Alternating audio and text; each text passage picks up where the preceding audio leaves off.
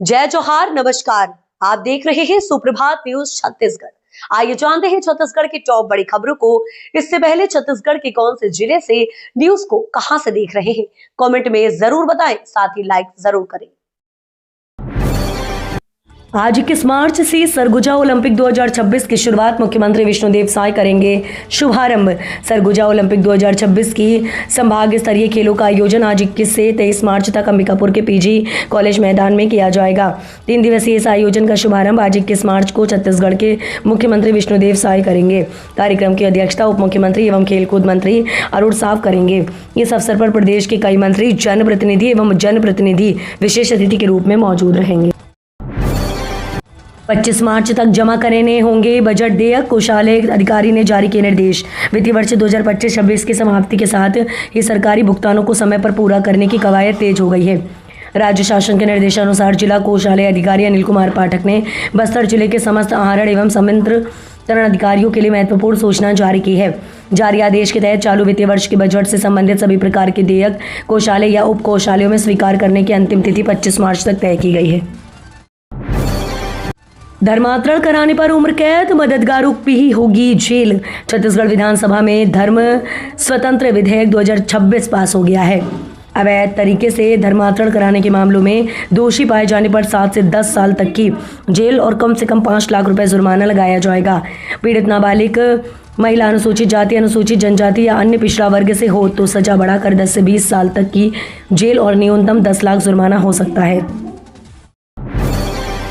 CM Vishnudeo Sai के निर्देश पर गरियाबंद के सौर्य विद्युतीकृत ग्रामों के संयंत्र हुए कार्यशील। भारत सरकार एवं राज्य सरकार के सौर्य आधारित महत्वपूर्ण योजनाओं के माध्यम से राज्य के नागरिकों को लाभ पहुंचाने का कार्य गैर परंपरागत ऊर्जा स्रोतों के क्रियान्वयन हेतु राज्य एवं केंद्र सरकार की नोडल एजेंसी क्रेडा द्वारा किया जा रहा है। प्रदेश के मुख्यमंत्री विष्णुदेव साय जी एवं क्रेडा अध्यक्ष भूपेंद्र सावित्री जी के मंशानुसार कार्यों की उत्कृष्ट गुणवत्ता एवं जिसमें जीरो टॉलरेंस नीति को फलीभूत करने का कार्य क्रेडा सीईओ राजेश सिंह मीणा द्वारा सतत रूप से किया जा रहा है। छुट्टियों के दिनों में भी बोर्ड की कॉपियां जांचेंगे शिक्षक, रिजल्ट की तैयारी तेज। छत्तीसगढ़ के राजनांदगांव जिले के स्टेट हायर सेकेंडरी स्कूल में 10वीं और 12वीं बोर्ड परीक्षाओं की उत्तर पुस्तिकाओं का मूल्यांकन तेजी से किया जा रहा है। पूरे मूल्यांकन केंद्र में पुलिस की कड़ी सुरक्षा व्यवस्था के बीच ये प्रक्रिया संचालित हो रही है। बोर्ड द्वारा जारी निर्देशों के अनुसार मूल्यांकन कार्य में किसी तरह की देरी न हो, इसके लिए छुट्टियों में भी कॉपियां जांची जाएंगी। बस्तर की बदलती तस्वीर, मैराथन में 200 आत्मसमर्पित माओवादी लगाएंगे दौड़। लंबे वक्त तक नक्सलवाद से प्रभावित रहे बस्तर की अब तस्वीर बदल रही है। इस बदलाव की नई कहानी लिखने एक विशेष हेरिटेज मैराथन सोमवार यानी 22 मार्च को होने जा रहा है। बस्तर, बीजापुर समेत कई इलाकों से 200 से अधिक आत्मसमर्पित नक्सली पेशेवर एथलीट्स के साथ इस दौड़ में शामिल होंगे। बस्तर आईजीपी सुंदरराज ने बताया कि इस मैराथन में आत्मसमर्पित माओवादियों के लिए एक विशेष श्रेणी बनाई गई है। छत्तीसगढ़ में सरकारी भर्तियों के लिए नए बोर्ड का गठन। छत्तीसगढ़ विधानसभा ने शुक्रवार को राज्य के विभिन्न विभागों में तृतीय और चतुर्थ श्रेणी के पदों पर भर्ती के लिए एक नए बोर्ड के गठन से संबंधित विधेयक को सर्वसम्मति से पारित कर दिया। छत्तीसगढ़ कर्मचारी चयन मंडल विधेयक 2026 के कानून बनते ही वर्तमान छत्तीसगढ़ व्यवसायिक परीक्षा मंडल का अस्तित्व समाप्त हो जाएगा और इसका विलय नए बोर्ड में कर दिया जाएगा। सीजी में सरकारी नौकरी का बड़ा मौका, इतने पदों पर आंगनबाड़ी में भर्ती निकली। सीजी के अंबिकापुर से महिलाओं के लिए रोजगार से जुड़ी एक बड़ी खबर सामने आई है। एकीकृत बाल विकास परियोजना मैनपाट के अंतर्गत आंगनबाड़ी सहायिका के रिक्त पदों पर भर्ती प्रक्रिया शुरू कर दी गई है।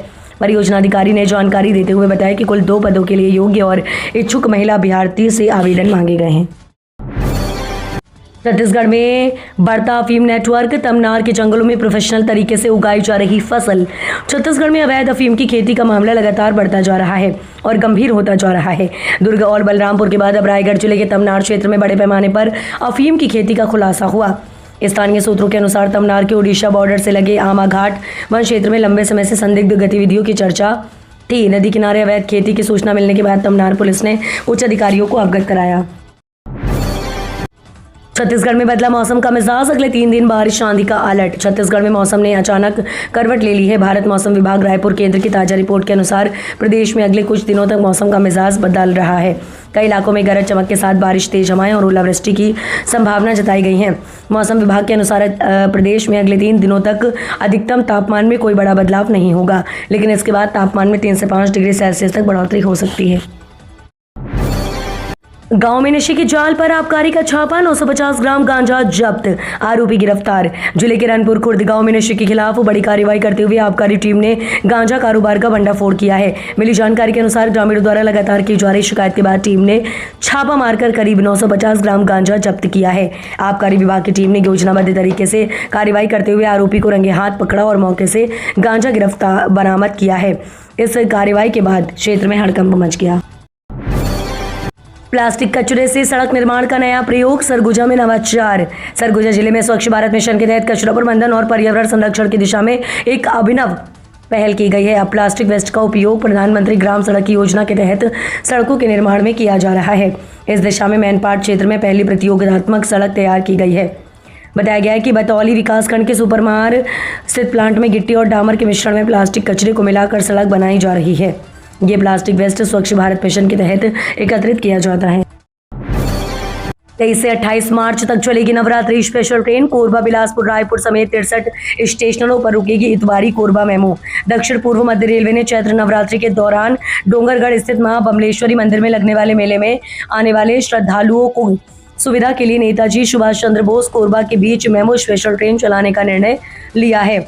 रेलवे प्रशासन के अनुसार train number 068883 Netaji Subhash Chandra Bose Korba memo special सुबह 5 बजे इतवारी से रवाना होगी और मध्यवर्ती स्टेशनों से होते हुए शाम 7:30 बजे कोरबा पहुंचेगी।